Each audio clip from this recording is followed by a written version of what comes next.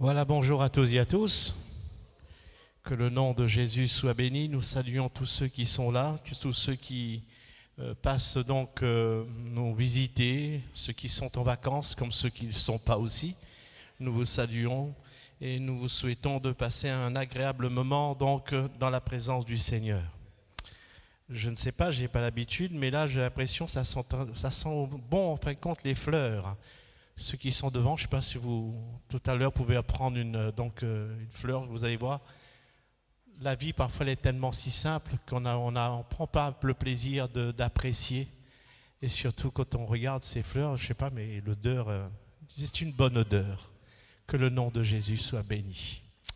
Voilà, je ne vous souhaite pas une bonne année 2024. Je pense qu'on l'a déjà souhaité une bonne année 2024. Vous l'avez déjà fait? Ouh là là. Vous l'avez déjà fait, gloire à Dieu. Mais en tout cas, voilà donc.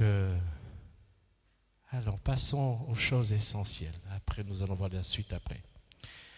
Si vous voulez bien, ce message, je devais donc partager avec vous le 31. Le 31, donc, je n'ai pas pu. Dieu a décidé autrement. Mais ce matin, je voudrais que nous puissions prendre du temps à comprendre ce qui sera dit. Et je vous demande tout simplement, s'il vous plaît, pour ce premier culte de l'année, de mettre votre téléphone sur mode silencieux. Le message de ce matin, j'ai appris une chose et j'apprends toujours, c'est j'obéis et il me bénit. J'obéis au Seigneur et il me bénit. Nous pouvons dire autant vous voulez, tant de fois, bonne année 2024, mais bibliquement parlant, j'obéis et il me bénit. Dans certaines situations, c'est vrai que parfois cela nous dépasse, les gens réagissent de manière différente. Soit on décide de ne plus venir à l'église, comme certains, d'autres uniquement ils viennent quand ils ont envie, ou ils viennent parce que j'ai envie de venir, et puis voilà.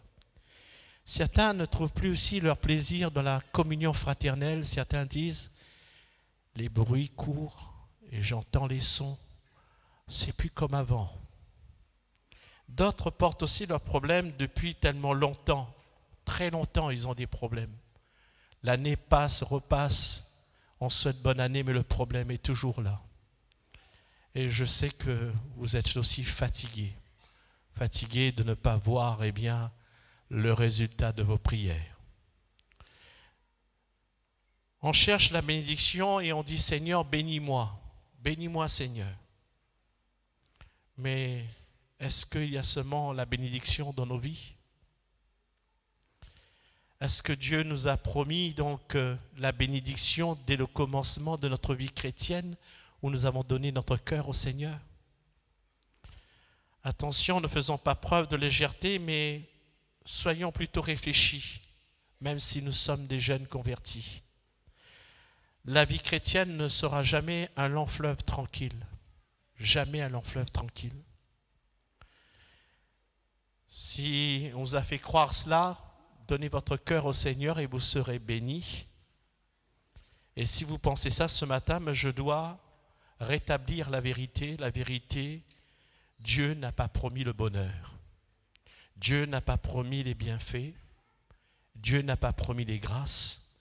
La seule chose qu'il nous a dit, je serai avec vous tous les jours jusqu'à la fin du monde.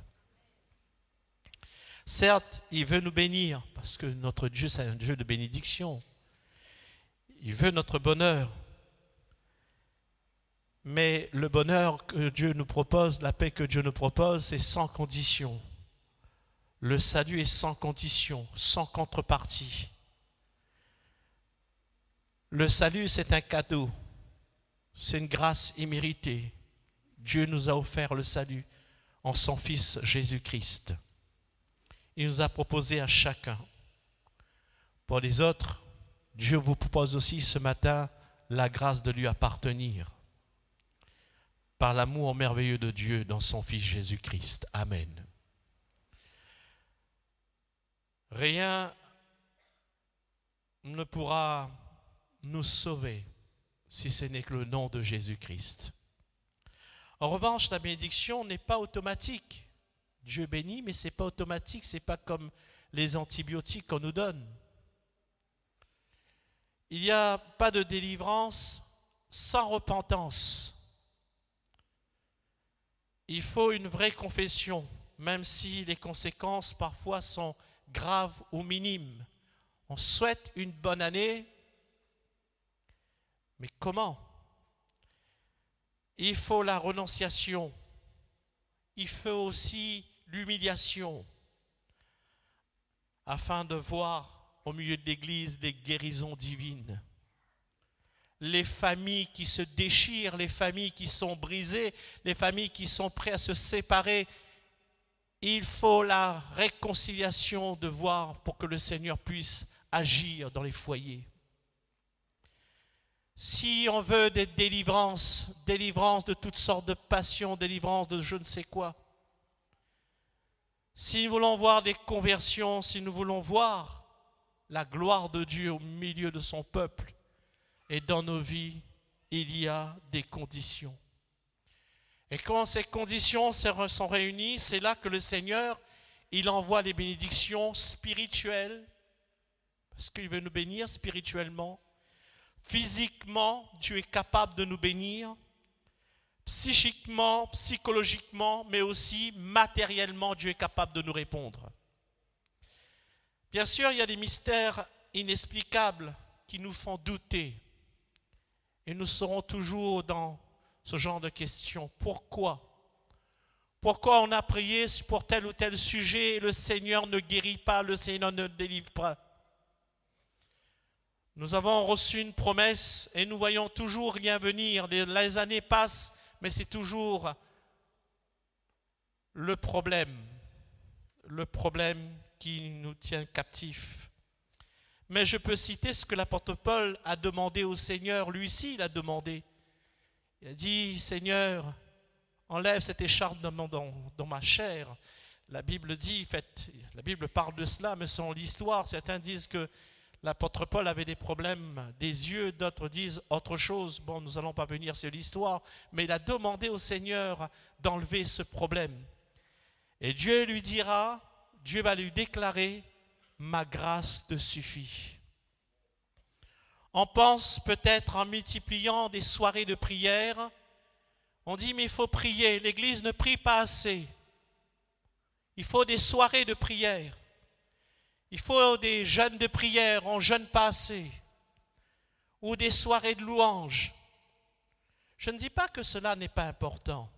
Bien sûr que cela est important d'y assister dans la mesure de notre possible. Mais cela ne suffit pas pour être béni.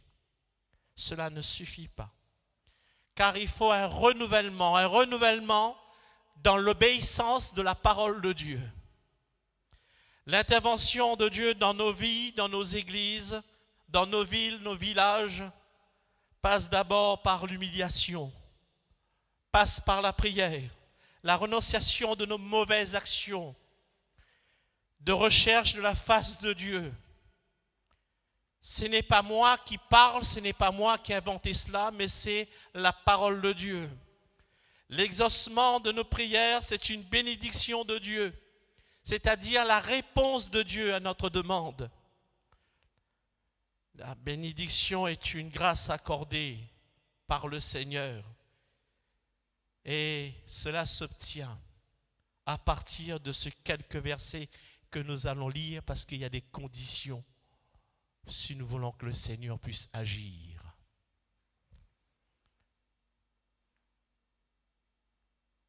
Souvent on dit encore une fois bonne année 2024, que Dieu t'accorde ce que ton cœur désire et nous avons noté. Oui, vous avez raison de le faire, il vaut mieux quand même dire ces choses-là que de dire de la méchanceté. Mais soyons réalistes, nous qui sommes chrétiens, soyons vrais. Ouvrons notre cœur ce matin. Ouvrons notre cœur et laissons le Seigneur nous parler à travers de ce passage que nous avons déjà lu plusieurs fois. C'est dans 2 Chroniques chapitre 7. 2 Chroniques chapitre 7.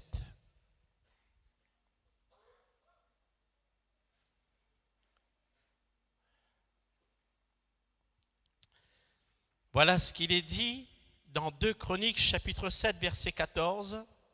Dieu dit avec Pharaon, avec Salomon, « Si mon peuple sur qui est invoqué mon nom s'humilie, prie, cherche ma face, s'il se détourne de ses mauvaises voies, je l'exaucerai des cieux, je lui pardonnerai de son péché, je guérirai son pays.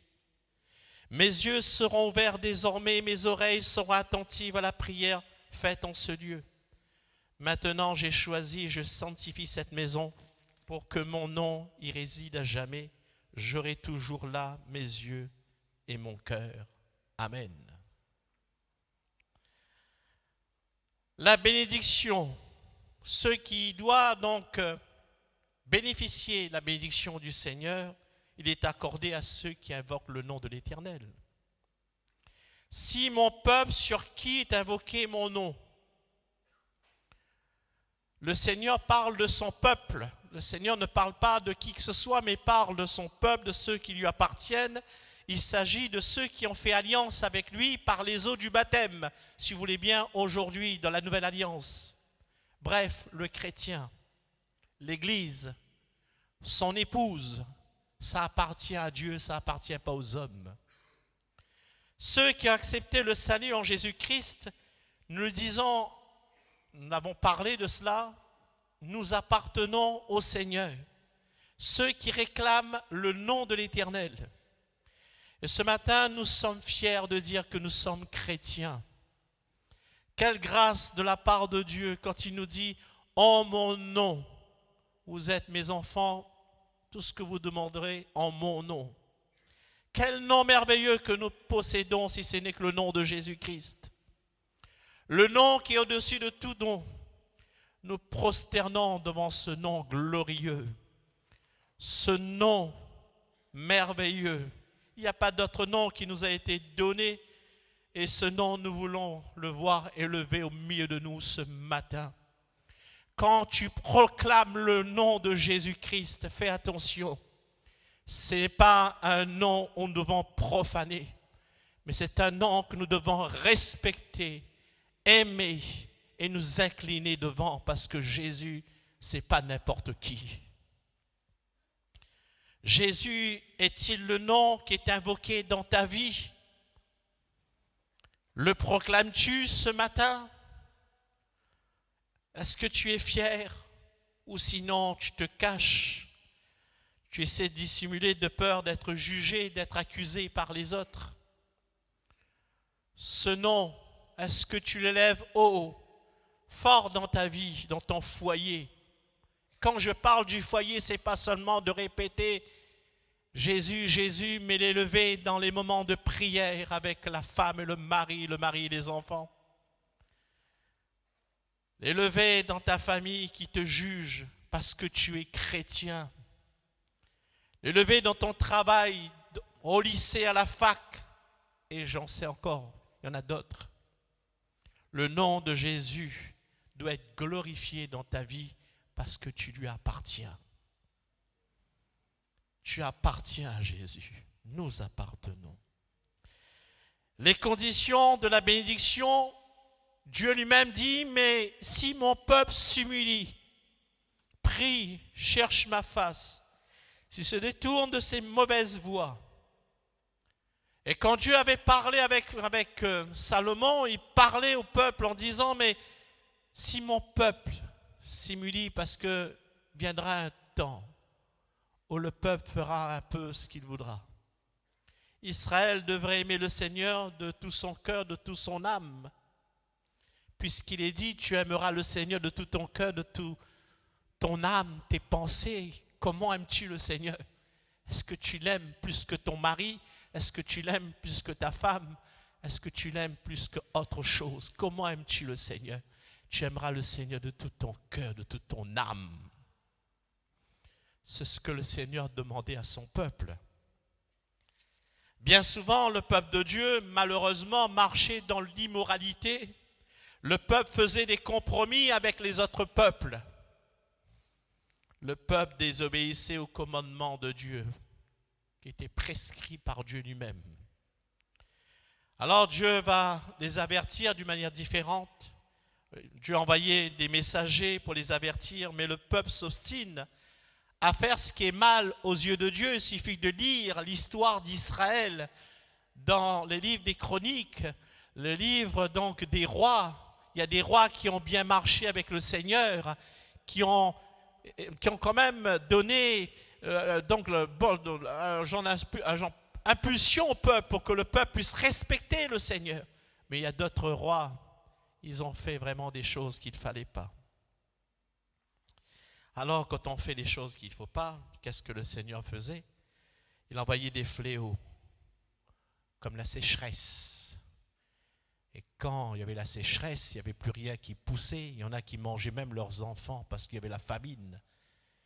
Il y en a qui mangeaient même, eh bien, la fiente des pigeons, c'est écrit dans la parole de Dieu. Et j'en passe.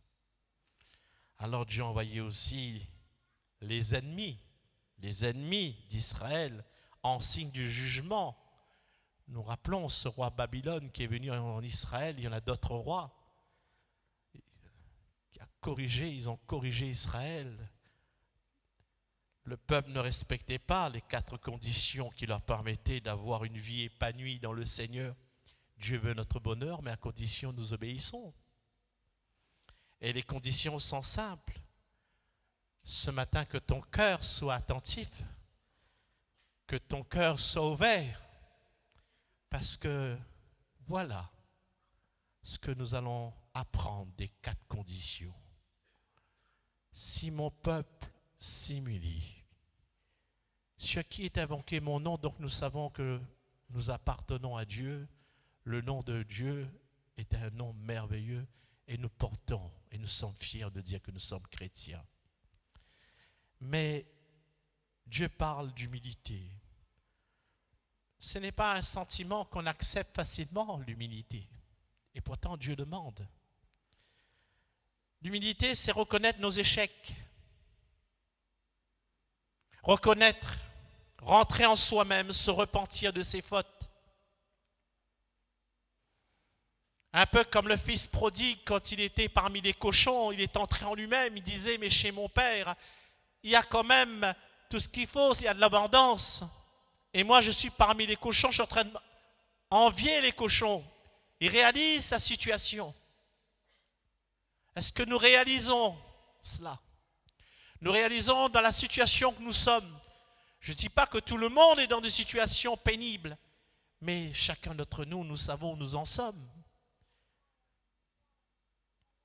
S'humilier, c'est surtout reconnaître notre pauvreté spirituelle. Ne disons pas que j'ai la foi, j'ai la foi. Pourtant, le roi David, il va dire au Seigneur, sonde-moi, ô Dieu, connais mon cœur, éprouve-moi et connais mes pensées. Est-ce que nous nous connaissons vraiment dans notre vie spirituelle? Est-ce que notre vie spirituelle plaît à Dieu? Est-ce que quand Dieu nous regarde concernant notre vie spirituelle, est-ce qu'il est fier de nous? Ou il y a de quoi à s'humilier? C'est vrai, l'humilité s'oppose à l'orgueil. Et l'orgueil nous pousse à croire qu'on est meilleur que les autres. Je suis plus spirituel que les autres. Je suis meilleur que les autres. On n'est jamais responsable. Et je peux dire que il nous rend trop fiers pour demander pardon. Pourquoi demander pardon? C'est moi qui ai raison et c'est moi qui connais. Ça, c'est pas l'humilité, cela. C'est de l'orgueil. Reconnaître nos faiblesses. Reconnaître. Nous repentir. Tout cela, c'est l'orgueil. Mais l'humilité nous amène toujours à reconnaître l'intervention de Dieu dans nos vies. Puisqu'il est dit, l'arrogance procède à la ruine et l'orgueil précède la chute. Il vaut mieux être avec les humbles que de partager le butin avec les orgueilleux. Renouveler de nouveau notre engagement pour cette année 2024 envers lui, afin que nous soyons renouvelés concernant sa volonté dans nos vies. Cultivons cette année nouvelle l'humilité en toutes choses. Soyons humbles. Dans notre relation avec Dieu d'abord, soyons humbles. Ne faisons pas comme cet homme qui était devant le mur de la lamentation. L'autre qui disait, Seigneur, sois pesé envers moi, tandis que l'autre disait, je ne suis pas comme un tel. Voilà, moi je suis meilleur que lui. Faisons attention à cela. Cherchons constamment la face de Dieu. Cherchons chaque instant sa volonté, ses désirs, et non les nôtres. Nous pouvons nous humilier ce matin dans notre relation avec lui, en lui donnant la place qui lui revient, en lui peut-être aussi redonnant la place qui lui revient. Et sa place, c'est la première place. Dans notre relation avec les autres, soyons au service des uns et des autres. N'attendons pas toujours que c'est les autres qui fassent le premier pas. Soyons de ceux qui pardonnent en acceptant parfois de s'humilier pour avoir la paix, autant qu'il est possible. Oui, recherchons la paix. Dans nos actions, nous pouvons faire preuve d'humilité tout au long de cette année 2024. Soyons humbles dans nos pensées, dans nos paroles. Faisons preuve d'humilité, cessons de colporter les ladis la fait. Cessons cela. Ah, cette langue, elle est capable de tuer plus qu'une armée réelle. Quand une situation est problématique, ne cherchons pas à dramatiser en remuant les choses. Il y a une manière toute simple de mettre fin à ce fléau, c'est de se taire, fermer sa bouche. Les ladis la fait aggravent des situations qui peuvent être solutionnées dans la simplicité. Si quelqu'un vient te voir, te rapporter sur une autre personne, pratique l'étroité, mon frère, ma sœur. Tu te tais. Dis simplement à la personne d'aller voir celle qu'elle veut dénigrer et vous allez régler votre problème entre vous. Mais moi, mon cœur n'est pas une poubelle. Comprenez, frères et sœurs, l'humilité doit nous pousser à cela. La parole de Dieu est très claire à ce sujet. Si tu as quelque chose contre ton frère, va le voir. Va le voir. Réconcilie-toi. Fais ce qu'il y a à faire. Et quand nous sommes réunis, faisons preuve aussi. Taire les mauvaises langues en faisant les choses suivantes, qui est ailleurs une autre condition de la bénédiction. Prions. Si mon peuple s'humilie, prie. Quand il n'y a pas de solution, prie. Le peuple doit crier désespérément vers le trône de Dieu afin de s'attendre à l'intervention de Dieu. Le peuple d'Israël ne possédait pas d'intercesseur, bien qu'il y avait Moïse dans ce temps-là, mais bon, Moïse n'y est plus. Mais nous, aujourd'hui, nous possédons un intercesseur permanent dans la présence de Dieu. Son nom, c'est Jésus-Christ. Et nos prières parviennent au Père qu'au nom de Jésus-Christ. La prière que Dieu attend de nous, c'est une discussion sérieuse, avec assiduité, un tête-à-tête entre le Père et l'enfant. Nous sommes les enfants de Dieu. Bien que nous sommes des adultes, nous avons un certain âge, mais nous serons toujours les enfants de Dieu. Nous devons consacrer du temps avec le Seigneur. En effet, j'ai remarqué en l'absence de prière, notre foi, je dis bien notre foi, notre spiritualité deviennent tièdes et s'effondrent. Et c'est pour cela que Dieu dit, mais puisque tu n'es ni froid, ni bouillonnant, tu es tiède, je te vomirai de ma bouche, dit le Seigneur. Tous les prétextes que nous pouvons donner ne nous justifient pas, parce que cela témoigne un manque de sérieux dans notre vie spirituelle. Mais la parole de Dieu est claire, l'absence de prière nous met en situation d'échec si nous ne prions pas. J'ai emmené quelque chose avec moi, je suis obligé d'emmener souvent avec moi et ça m'agace, c'est comme si je vivais avec. Combien de temps nous passons là-dessus? Combien de temps nous passons sur ce petit truc-là? Tellement on passe du temps, le pouce à un moment donné l'a fait user. Et combien de temps nous passons avec la parole de Dieu? Combien de temps?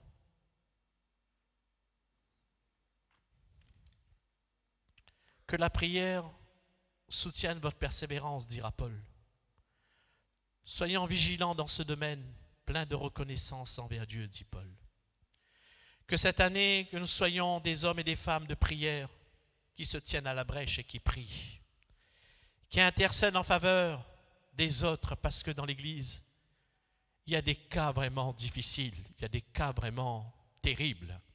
Et c'est pour cela que nous avons mis un jeûne et prière exceptionnellement ce dimanche en cette nouvelle année.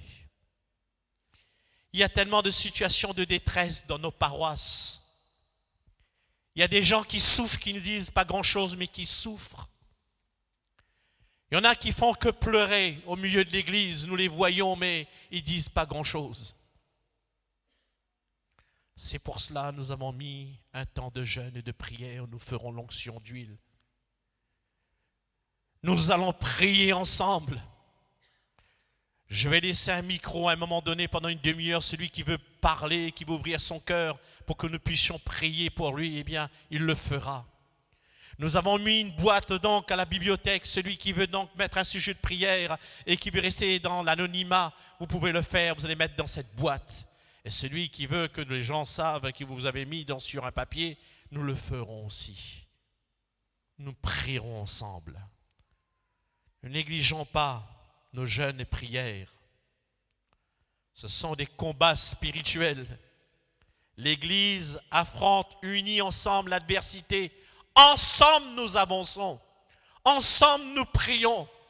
Nous sommes heureux quand nous sommes bénis. Nous sommes heureux, nous tapons les mains. Mais quand il y a des moments difficiles, arrêtons de regarder à notre nombril. Parce que nous ne sommes pas le centre du monde. Mais regardons autour de nous. L'Église, ce sont nos frères et nos sœurs. Si mon peuple s'émudit, si mon peuple prie, dit le Seigneur. Combien de fois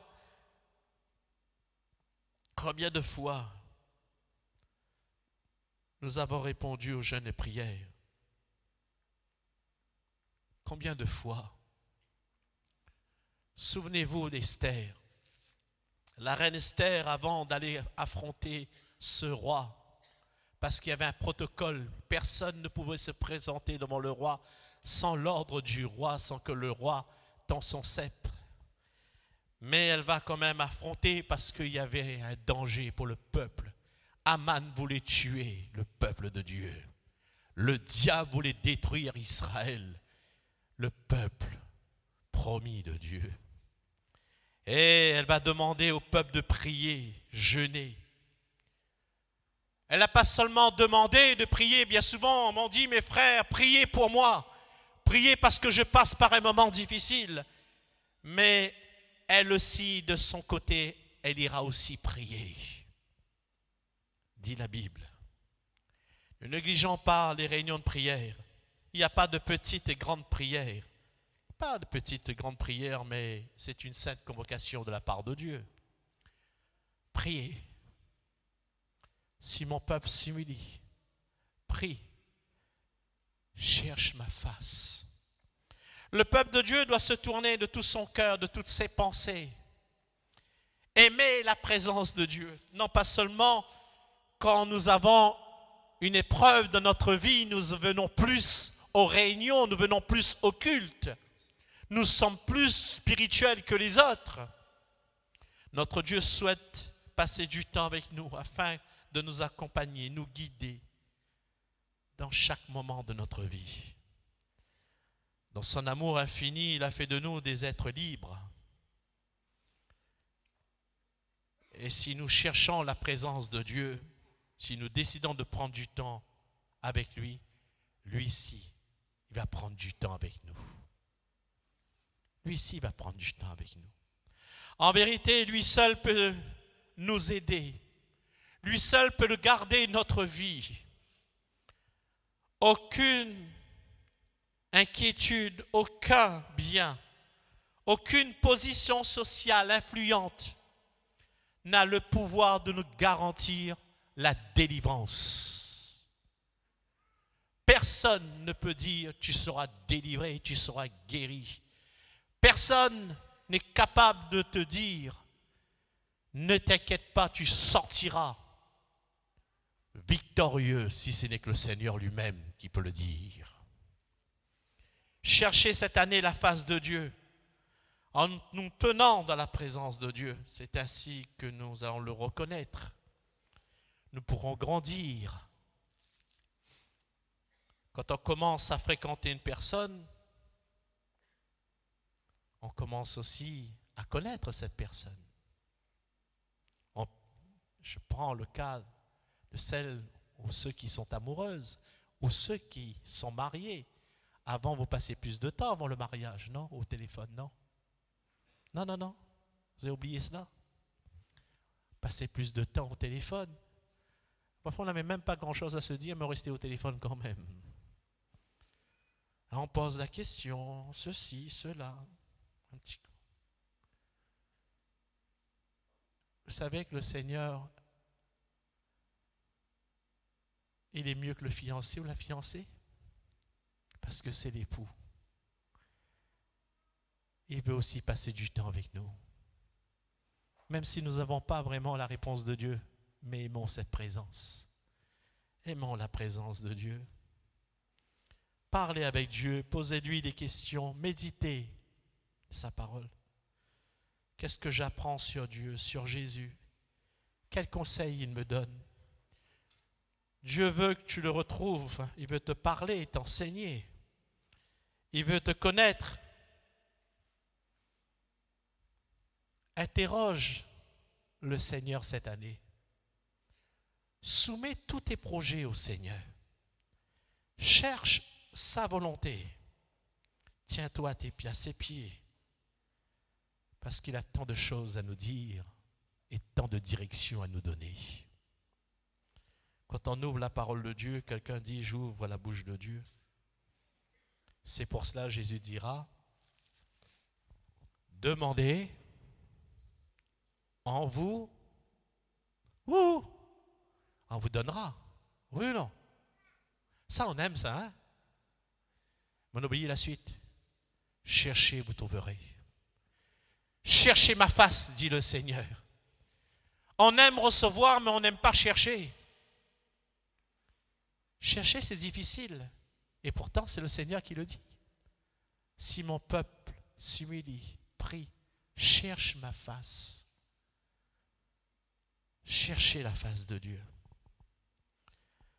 Et quatrième point, il dira, s'il détourne de ses mauvaises voies, le peuple de Dieu doit se repentir du fond de son cœur en se détournant de son péché. Renoncer à la vie mondaine. Renoncer à la vie mondaine. J'ouvre la parenthèse. Soyons francs, soyons vrais ce matin devant le Seigneur. Ne me racontez pas de bobards parce qu'ils sont des cœurs, les reins et les pensées. Nous avons passé pour certains une mauvaise fin d'année, d'autres ont passé une bonne fin d'année, merci Seigneur.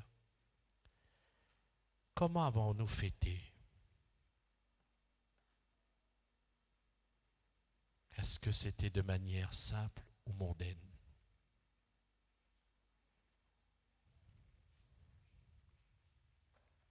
Je ferme la parenthèse.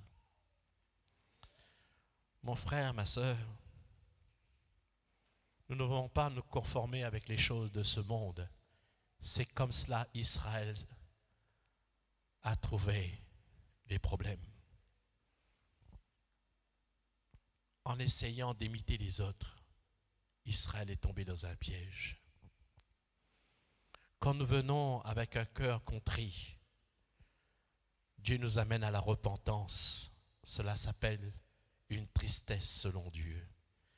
Et cela provoque un changement de comportement. C'est comme cela on accepte. On accepte les choses. On accepte de voir les choses telles qu'elles sont. Seigneur, je reconnais. Je reconnais où sont mes pas, où sont mes pensées. On décide alors de se détourner franchement de nos mauvaises voies, de laisser guider par la parole de Dieu. Nous laissons guider par la parole de Dieu. C'est selon ces dispositions de cœur que la gloire de Dieu doit se manifester. Quand nous nous détournons de nos mauvaises voies, Dieu fait éclater sa gloire. Dieu ne peut pas bénir dans le péché. Dieu ne peut pas aimer le péché. Il aime le pécheur, mais il n'aime pas le péché. Se détourner, se renoncer à ce qui ne plaît pas au Seigneur. Il y a beaucoup de choses que Dieu n'aime pas dans ce monde. Il y a beaucoup de choses que Dieu n'aime pas en nous. Au lieu de combattre en disant « mais aide-moi, je t'en prie », qu'est-ce qu'on fait parfois? Eh bien, on nourrit. Il y a un chanteur, ce n'est pas un grand chanteur, mais il a dit « m'y nourris pas le verre pour piquer mon cœur ». Mais m'y nourrira pas le péché pour piquer mon cœur aussi. Je veux faire tout pour le tuer. Et même, il est dit, et même si je regarde toutes ces choses comme une perte, c'est Paul qui le dit, à cause de l'excellence de la connaissance de Jésus-Christ, mon Seigneur, pour lequel j'ai renoncé à tout, je les regarde comme de la boue, afin de gagner Christ. Les choses que nous possédons, les choses que nous voyons, les choses qui semblent peut-être être jolies, peut-être nous sommes dedans, nous pataugeons dedans. Renoncez à ces choses. Considérez cela comme de la boue. Même si certaines personnes vous ont donné, soi-disant, quelques avantages parce qu'il y a toujours des compromis. Rejetez, détournez-vous de ces mauvaises voies. Restez dans la voie du Seigneur qui est la voie de la sainteté. Les temps sont mauvais. Considérons ce matin nos voies. Nous entendons, nous voyons, nous ne sommes pas aveugles. Nous voyons ce qui se passe autour de nous. Faisons un état des lieux du chemin sur lesquels nous marchons. Quelle est ma vie spirituelle? Elle est comment cette vie-là? Elle plaît à Dieu ou elle ne plaît pas? Peut-être faut-il faire un choix, renoncer à certaines choses, mettre dans ta vie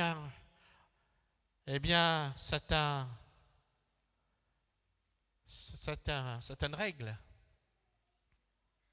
Mettre ta vie en règle aussi devant Dieu. Obéir aux conseils donnés par le serviteur que tu es allé voir, par le frère ou la sœur qui t'a donné des bons conseils. Tu as parlé, Dieu t'a répondu dans sa parole, par les dons de prophétie. Mais si tu as reçu, pourquoi tu restes toujours dans cet état? Si tu as reçu, pourquoi tu patauges toujours dedans?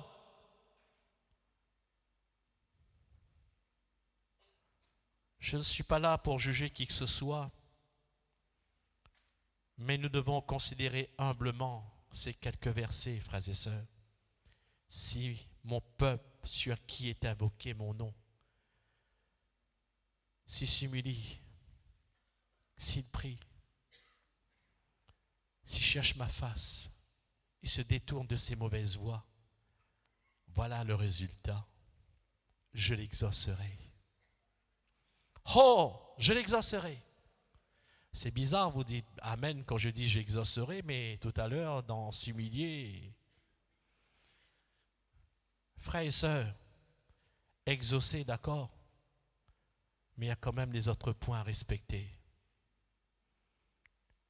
Il y a les autres points à respecter. Lorsque les 4 conditions divines sont remplies, c'est alors que Dieu, dans sa miséricorde, il détourne sa colère afin de répondre à la prière désespérée.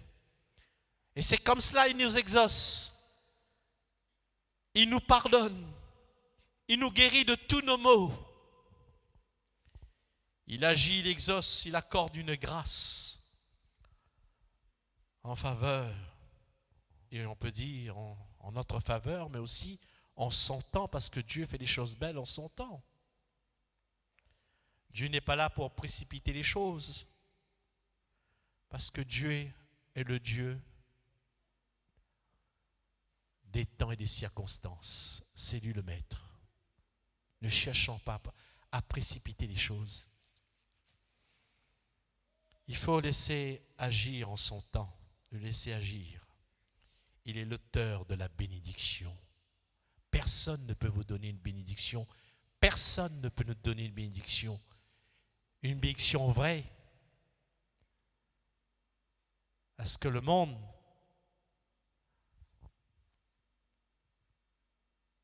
parfois nous bénit, nous aide. Mais derrière, il y a toujours quelque chose qui n'est pas honnête. Mais quand Dieu donne quelque chose, c'est vrai, c'est pur. Et la paix de Dieu nous inonde. Il fait comme il veut. Et nous pouvons lui faire confiance, obéir à sa parole, le mettre sa parole en pratique, et il nous exaucera. Ne cherchons pas la bénédiction, frères et sœurs.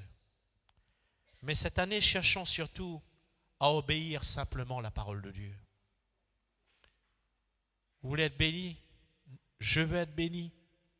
J'obéis et il me bénit. Et si, je dis bien si nous humilions, nous prions, nous cherchons sa face, nous détournons de nos mauvaises voies, c'est alors que nous allons voir le Seigneur nous exaucer. Alors, qu'est-ce que je vais vous dire de plus? Une bonne année 2024. Oui, bonne année 2024. Mais si on continue à désobéir à la parole de Dieu, je ne vous dirai pas de bonne année 2024. Je vous dirai tout simplement, venez à la croix. Mon frère, ma sœur, la Bible est vraie. Nous ne sommes pas là pour passer de la pommade à qui que ce soit. Je ne veux pas vous prêcher un évangile de prospérité. Cette année, vous serez bénis, Dieu va bénir. Dieu. Moi, je ne suis pas un faux prophète, moi. Je parle ce que la parole de Dieu dit, tout simplement. Obéis et tu es béni. Si tu es obéi, tu seras béni. Mais si tu continues à rester dans ton état, ne t'attends pas à recevoir autre chose de la parole de Dieu. L'année 2023, au lieu de dire l'année 2024, tout va changer, tu retrouveras l'année 2023 en 2024. Parce que rien ne va changer. Mais par contre, si tu fais ce que le Seigneur te dit, si mon peuple, sur lequel mon nom est invoqué, s'humilie, prie, cherche ma face, se détourne de ses mauvaises voies, je l'exaucerai. Alors je peux te dire, cette année sera une bonne année pour toi. Mets en pratique. Ah non, je ne dirais pas mets en pratique. Mettons en pratique, parce que je suis aussi un enfant de Dieu, j'en ai besoin. Mettons en pratique, frères et sœurs. Que Dieu nous bénisse ce matin. Que Dieu nous renouvelle, nous fortifie, nous encourage. Et réveille-toi là. Le meilleur est devant avec le Seigneur. Louons le Seigneur quelques instants. Je te loue, Père. Je te loue. Je te loue, mon Dieu. Je te loue. Merci parce que tu nous parles. Non pas, Seigneur, comme les hommes parlent, mais tu nous parles. Seigneur, eh bien, cette parole qui vient d'en haut, qui vient de la part du Saint-Esprit, qui nous apprend et qui veut que nous entrons dans l'obéissance de ta parole. Pardonne-nous pour tant de fois nous avons jugé, nous avons critiqué, nous avons fait les choses qu'il ne faut pas. Pardonne-nous si nos vies ne reflètent pas vraiment la réalité de notre vie chrétienne. Pardonne-nous, Seigneur. Pardonne-nous, je t'en prie, Seigneur. Que ton nom soit béni et glorifié, exalté. Pardonne-nous, Seigneur, que ton nom soit élevé dans nos vies. Venez les frères pour la scène et louons le Seigneur. Et ce matin, entrons dans la présence de Dieu. Même si vous ne chantez pas le cantique, mais laissez ces paroles entrer dans nos cœurs. Et faites ce qu'il y a à faire ce matin. Commencez une nouvelle année avec le Seigneur. Une année dans l'obéissance de sa parole. Alléluia. Que ton nom soit béni. Alléluia. Que ton nom soit glorifié, Seigneur. Merci, Seigneur. Oh, louange à toi. Merci, Père. Pardon, Seigneur, pardon. Pour notre orgueil, nos résistances. Viens enlever nos suffisances et chasser notre arrogance. Pardon, Seigneur, pardon pour toutes nos pensées impures. Viens changer nos cœurs si durs, nos raisonnements obscurs. Oh, relève-nous, nous sommes tombés si bas. Oh, relève-nous, par ta grâce et ton pardon.